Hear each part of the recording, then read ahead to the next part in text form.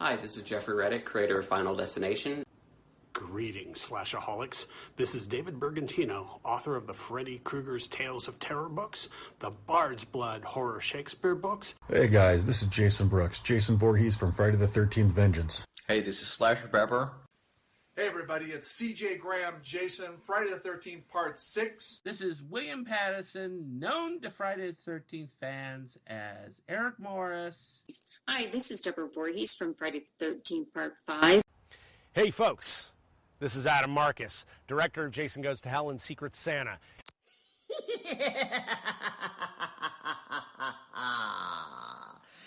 Hello, kiddies. This is John Kassir, the voice of the Crypt Keeper. Hi, this is Kane Hodder, better known as Jason from Friday the 13th, Victor Crowley from Hatchet. And you are listening. You're listening. And you're listening. And you're listening. Just want to make sure you guys know you're listening. You are listening. And you are listening. And you are lucky enough to be listening. Okay, boils and ghouls, you are listening. You are listening To the 80s Slasher Librarian. To the 80s Slasher Librarian. To the 80s Slasher Librarian. The 80s Slasher Librarian. To the 80s Slasher Librarian. To 80s Slasher Librarian. To 80s Slasher Librarian. To the 80s Slasher Librarian. To the 80s Slasher Librarian. to the 80s Slasher Librarian. Keep listening, or I'll kill you.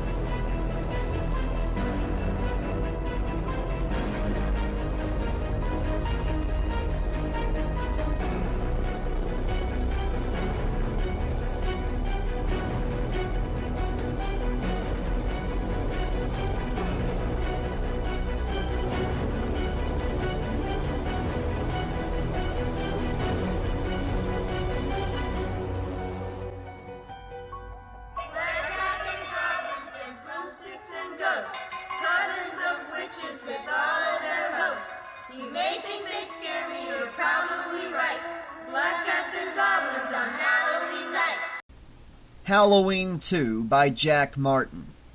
The Harvesting. Chapter 10. Jimmy sprinted out of the room and down to the nurse's station. Jill was very small and alone at the desk. Around her it was dark. The uncertain jack-o'-lantern cast a feeble circle around her. She was talking on the phone. She looked up from behind the black carapace of the mouthpiece, her eyes wide and round as the pumpkin pin on her lapel.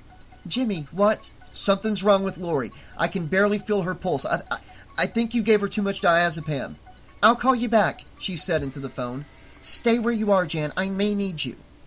"You mean the phones they're working again?" "Sort of." She dialed. "Get Dr. Mixter." "I'm trying. He doesn't answer.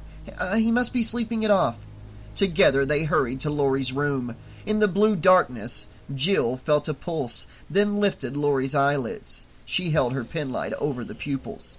Jill tensed. She was all nervous angles and bones as her professional training took over.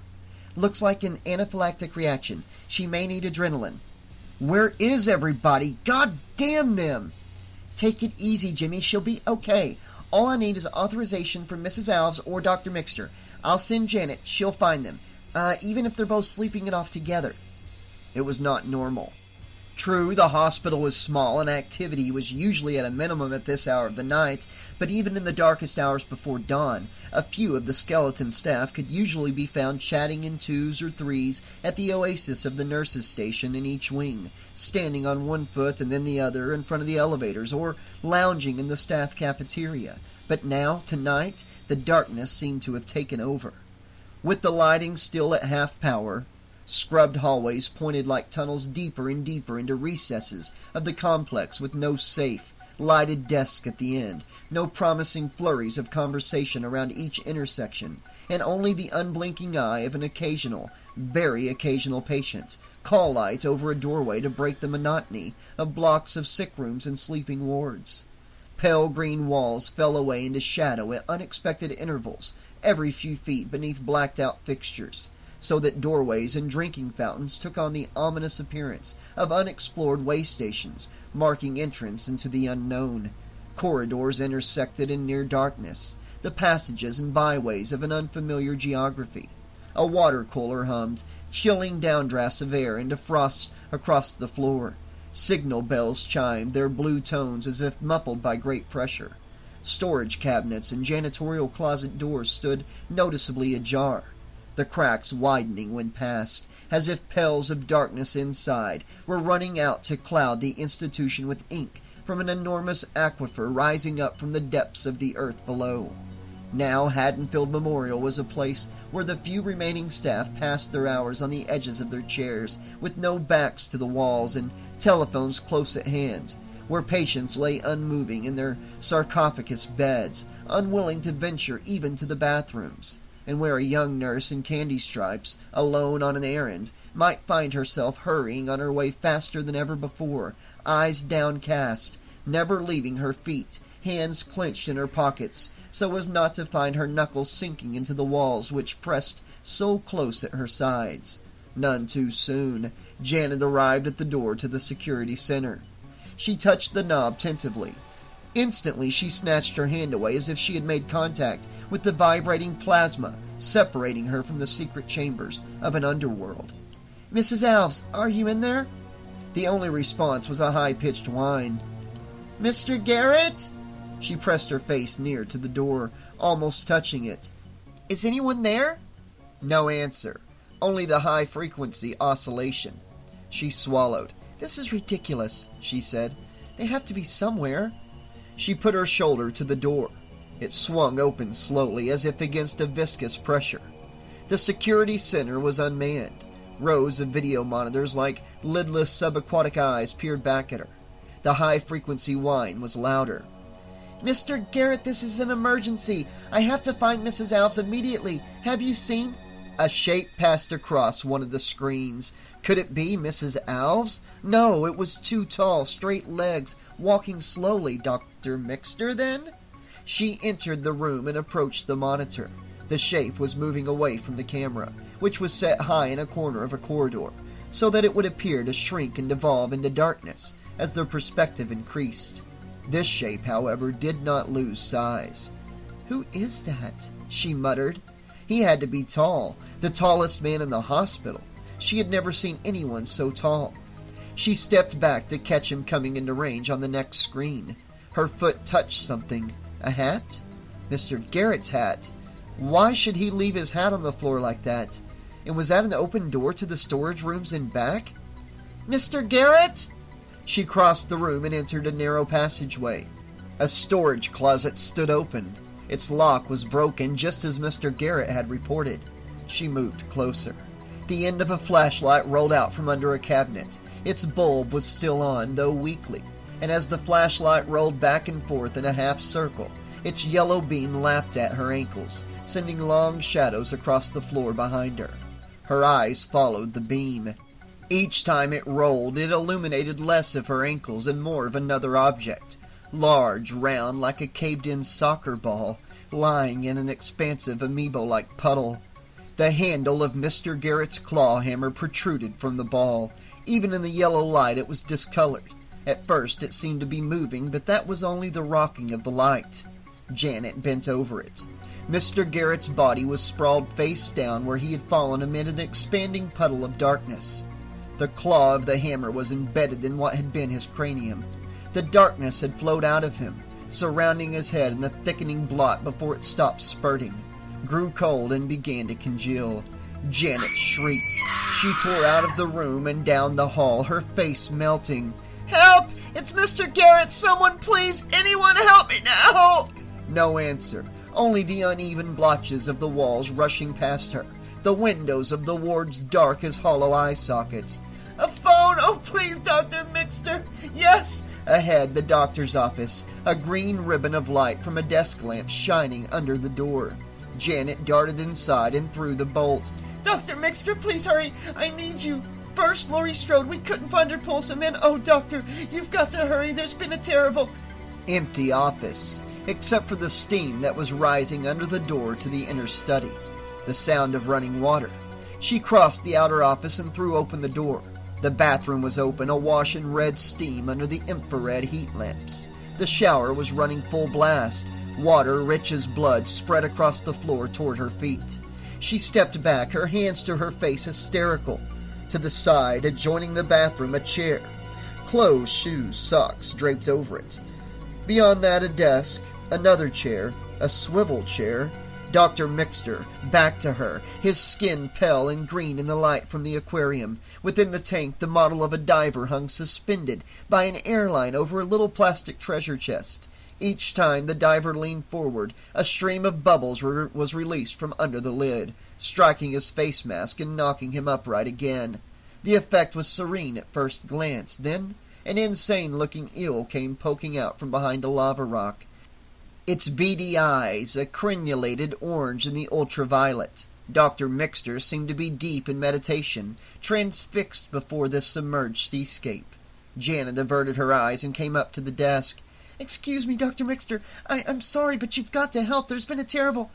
Dr. Mixter? Impulsively, she leaned across the desk, touched his bare shoulder with one finger. The chair rotated.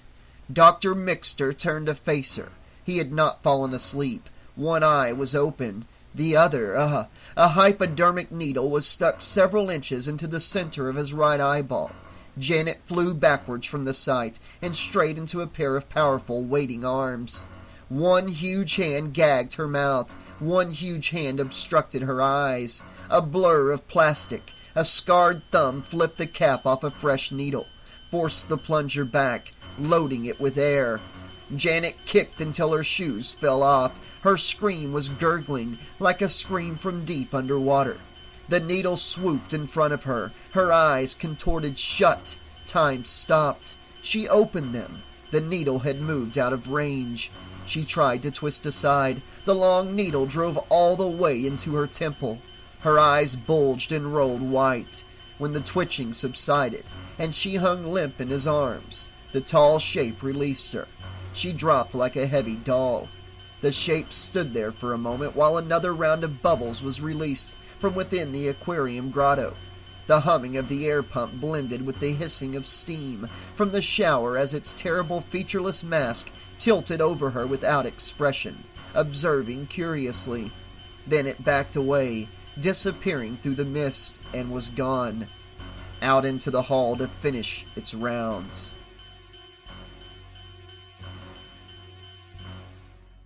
Laurie had gotten her wish. Miraculously, she was on her own in the hospital. Only it wasn't the same. It wasn't Haddonfield. There were windows with bars on them. Why should there be bars, she wondered? To keep people out or to keep people in? She didn't know which question bothered her more. She tested a door, but it was locked. People passed her in the corridor, big people in white gowns and slippers. They don't get to keep their own clothes in here, she thought, but I do. I'm only visiting. She smoothed her new blue dress proudly and looked up into the faces. But their eyes could not find her. They were talking, but not to her, not even to each other. They were talking to themselves. I do that sometimes when I'm afraid. I never knew grown-ups do that too. These were grown-ups, all right, but different grown-ups, not like Mom and Daddy. They were more like children, only so big.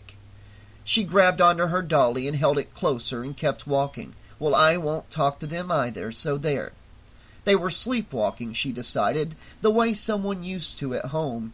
She could barely remember. It had been like a ghostly passing in the night outside her bedroom door. Feet patting the hall, never satisfied. He never slept, she thought. I can almost remember what he looked like. His cold blue eyes like chips of ice, like their eyes, she wondered. She looked up again, trying to hold the eyes of the tall, very tall people passing her in the corridor. But she could not see them now. The sunlight through the high windows coruscated around their heads, flaring out their features. Do they have trouble sleeping too? That must be why we had to come here today, to find out how to help him to get sleep. Only, he hasn't been home for such a long time, since I was a little girl." She came to another door. This one opened. A boy was seated on a stool. He was staring out through the bars, directly into the sunlight. Why does he do that, she thought. Does he need to get warm? Mikey did that once. She held up her doll to show him the room. "See? My dolly was a bad boy, too.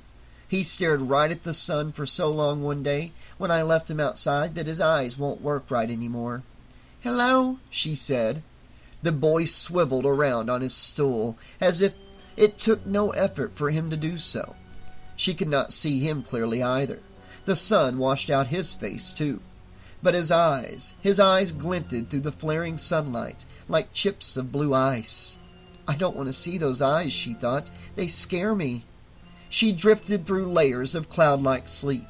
The room, the sunlight, the whiteness, all around cushioned her and lifted her. "Why are you asleep, Lori?" A woman's voice, her mother's. She floated toward it. "We have things to do. You promised me you wouldn't sleep." She fought to awaken. She was caught and supported by the bed, the sheets, the cool darkness. She tried to sit up. She couldn't. She struggled to move her leg, but it hurt. "I'll make a sign," she thought, to let them know that I hear."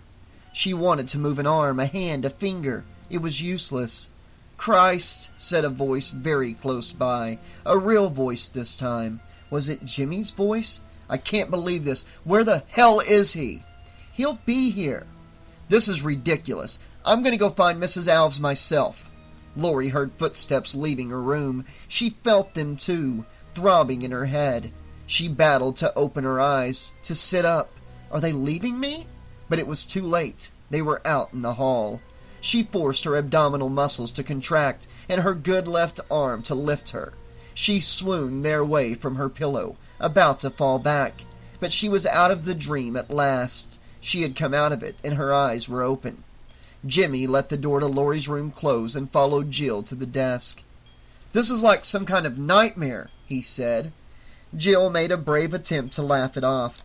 "Oh, don't make it sound so dramatic, Jimmy. This is a hospital. We help people, make them well. That's our business. All Lori needs right now is a quick visit from Dr. Mixter or Mrs. Alves so she can have an injection as a precaution. There's no hurry. She's coming out of it fine on her own. I'll admit I was worried there for a minute when I couldn't find her pulse, but she's breathing okay again. You saw her. She's out of the woods. That girl in there is very tough. She inherited a really strong constitution from someone." "Why am I having such a hard time believing you?" Jimmy was right. There was a tightness in Jill's throat, and the tendons of her neck stood out when she spoke. She had experience at controlling herself, which was the only thing left for her to control now. But at that moment, she was doing only a moderately good job of it. "Like I said, I'm going for Mrs. Alves and the doctor anyway. You stay here, wait in there with her if you can." "Janet's got to be on her way back," said Jill, "with all the help we'll need, but—" And here her face grew taut, giving her away.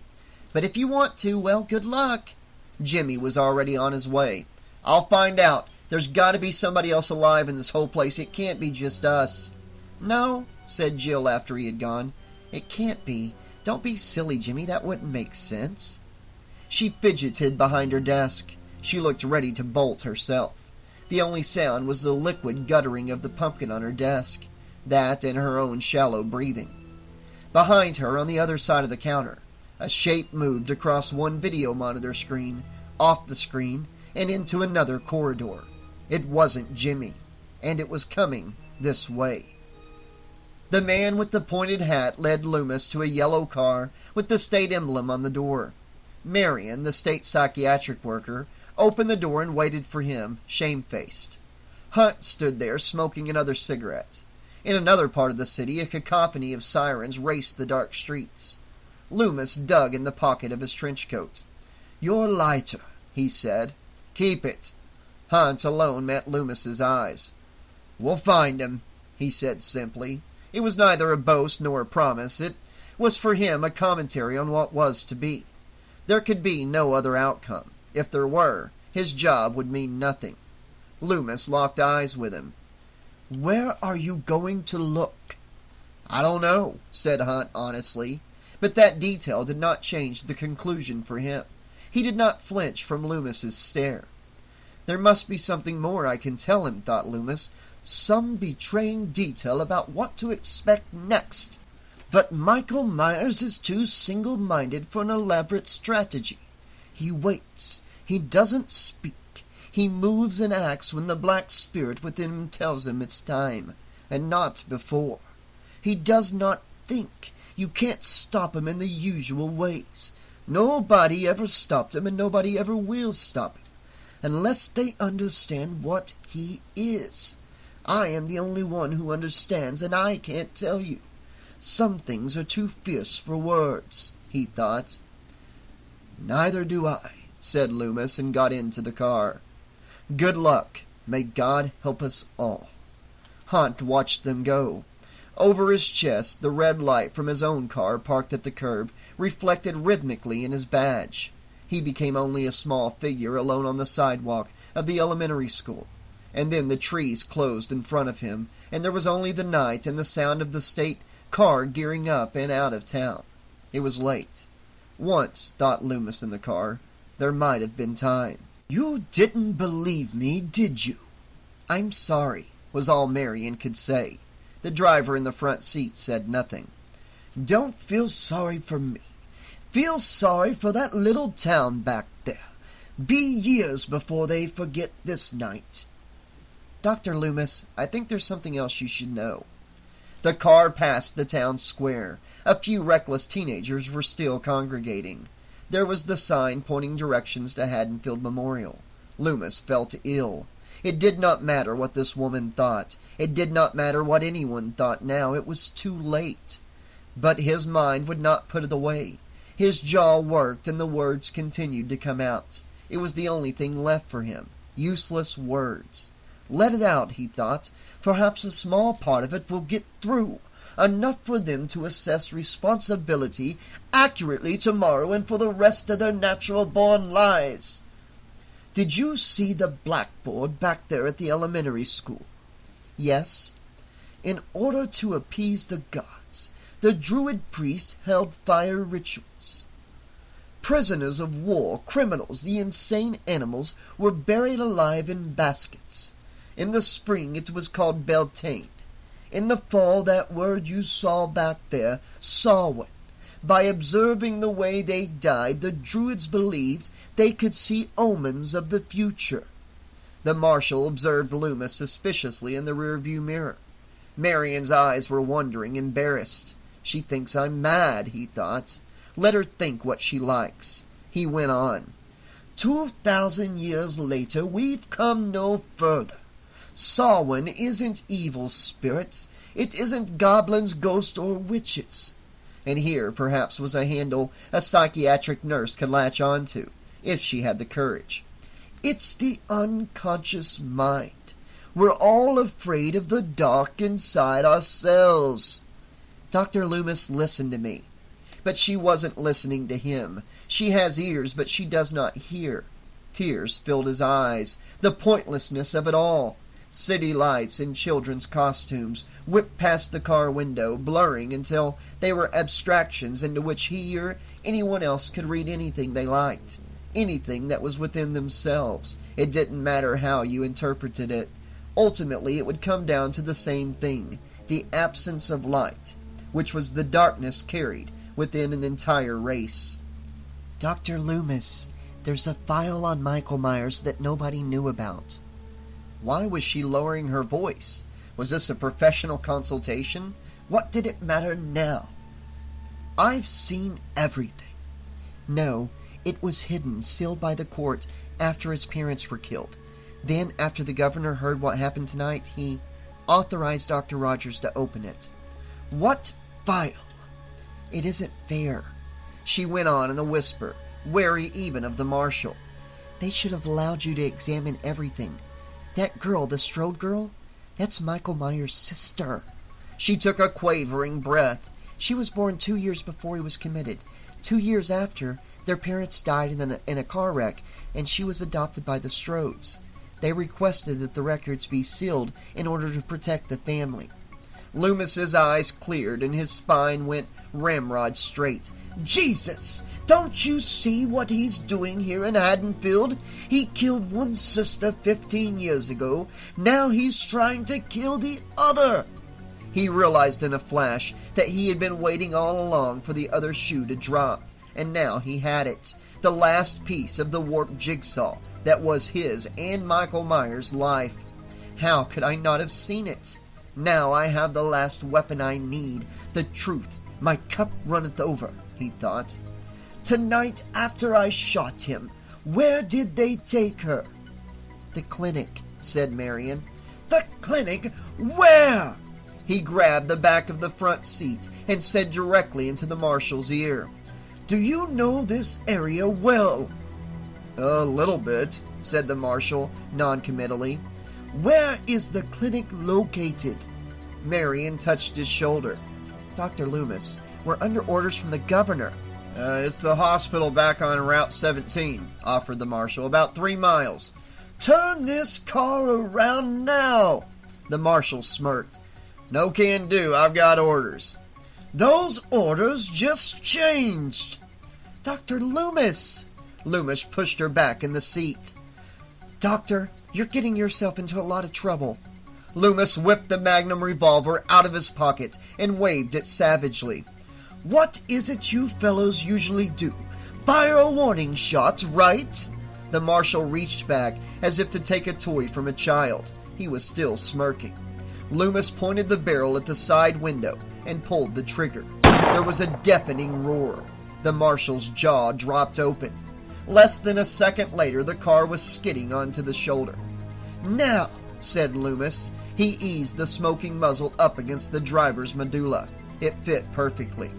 Hand your gun back here and turn this car the hell around, and then start praying that we're not too late.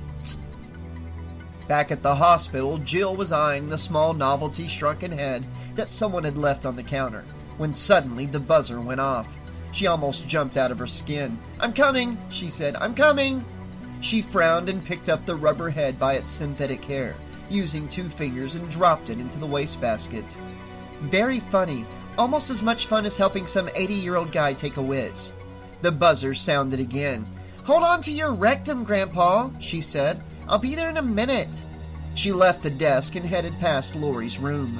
She pushed open a door and disappeared into the darkness beneath a yellow emergency light, as a shape bled off the edge of one of the TV monitors and into the corridor. The shape's hand was cuffed around something bright, a bent scalpel. Jill remained inside the patient's room. The yellow light over the door clicked off, and the corridor was drab once more. Through the glass in the door to Laurie's room, a white mound was clearly visible in the moonlight on the bed, a long resting outline, the contour of a sleeping body. The tall, dark shape entered Laurie's room without a sound. The white form on the bed did not move. Perhaps it was asleep. The door damped shut. The corridor was silent, except for the faint trickling of refrigeration from within the soft drink machine at the end of the hall, the sizzling of the pumpkin over on the desk, and the friendly joking and cajoling of Jill's voice from the next room. A silver scalpel swooped through the air over Laurie's bed. It rose and fell once, twice, 3 times, its blade stabbing deep, each blow buried to the hilt in the bedclothes. The form on the bed could not have had time to cry out. The cutting blows made no sounds at all.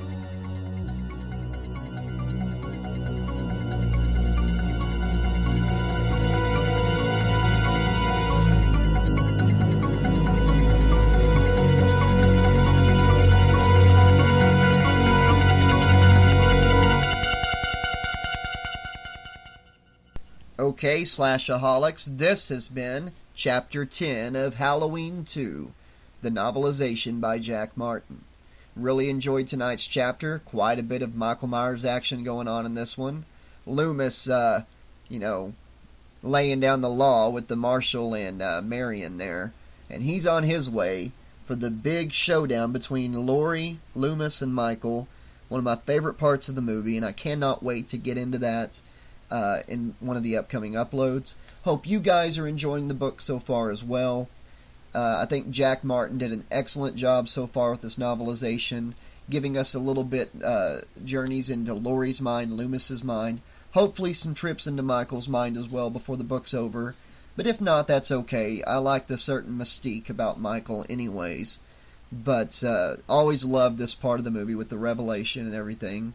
And I'm looking forward to seeing how he handles the showdown and the conclusion of the book.